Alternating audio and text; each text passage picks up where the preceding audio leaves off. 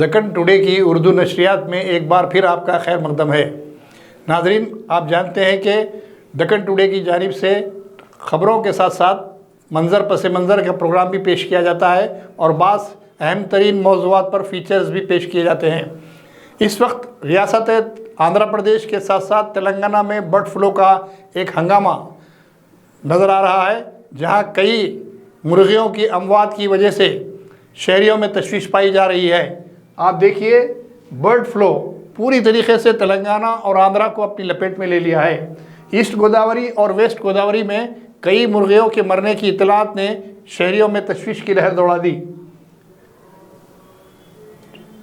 Bird flu کی وجہ سے ہزاروں مرغیوں کو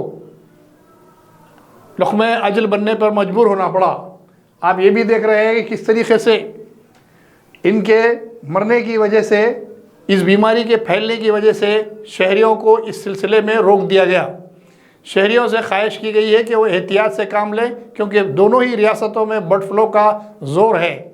ان حالات میں آندھرا پردیش اور تلنگانہ کی حکومتوں نے بھی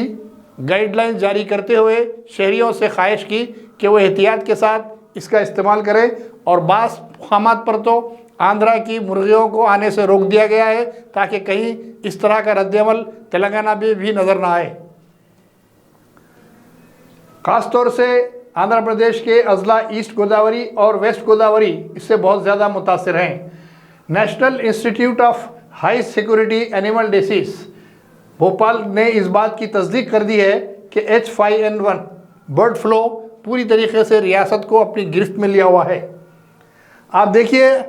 کچھ نہ کچھ لمحات کے بعد، کچھ نہ کچھ وقفے کے بعد، کچھ نہ کچھ دنوں کے بعد یہ بیماری عام طور پر مرغیوں میں بہت تیزی سے پھیلتی ہے، اور اس کی وجہ سے ہزاروں نہیں لاکھوں مرغیاں مر جاتی ہیں، اور پھر اس کے گوشت کی وجہ سے وہ بیماریاں انسانوں میں بھی منتقل ہونے کے امکانات روشن رہتے ہیں۔ ایسے میں محکمہ جات کے علاوہ حکومتوں نے بھی سخت ترین اقدامات کرتے ہوئے عوام سے خواہش کی کہ وہ اس برڈ فلو کی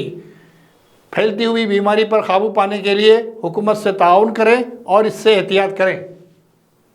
آپ دیکھیے، یہاں صاف اور واضح طور پر بتا رہا ہے کہ انہوں نے یہ بتایا کہ برڈ فلو کس طریقے سے پوری طریقے سے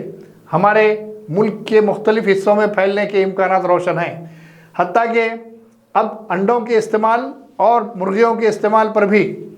واضح طور پہ ہدایت جاری کی گئی ہے کہ کس طریقے سے احتیاط کے ساتھ اس کا استعمال کیا جانا چاہیے، ورنہ بصورت دیگر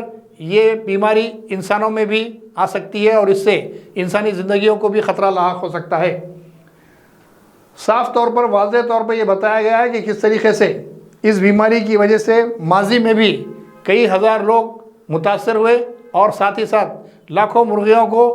کاٹ دیا گیا، ان کو پھینک دیا گیا تاکہ کسی بھی طریقے سے اس بیماری کے پھیلنے کے امکانات نہ رہیں۔ ایسے میں ریاستی حکومتوں کے ساتھ ساتھ عوام کو بھی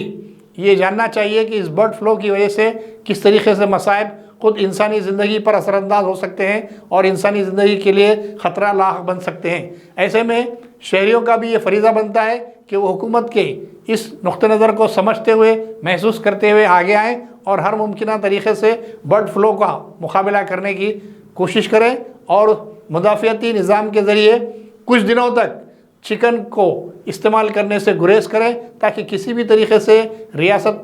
آندھرا کے علاوہ تلنگانہ میں بھی اس کے پھیلنے کے امکانات ختم ہو جائیں۔ افسوسناک پہلو یہ ہے کہ یہ زیادہ تر تلنگانہ اور آندھرا میں ہی اس کو محسوس کیا گیا ہے، جبکہ دیگر ریاستوں میں اس کے اثرات کم دکھائی دیے یا پھر نہ ہونے کے برابر ہے۔ یہ اس طریقے کی بیماری صرف آندھرا کو اور تلنگانہ کو اپنی لپیٹ میں لے رہی ہے۔ ایسے میں ہم سب کا فریضہ بنتا ہے کہ ہم اس سے گریز کریں اور کچھ دنوں تک چکن کا استعمال ترک کر دیں تاکہ ہم خود بھی اس احتیاط کے ذریعے آنے والی بیماریوں کو روکنے کی کامیاب کوشش کریں۔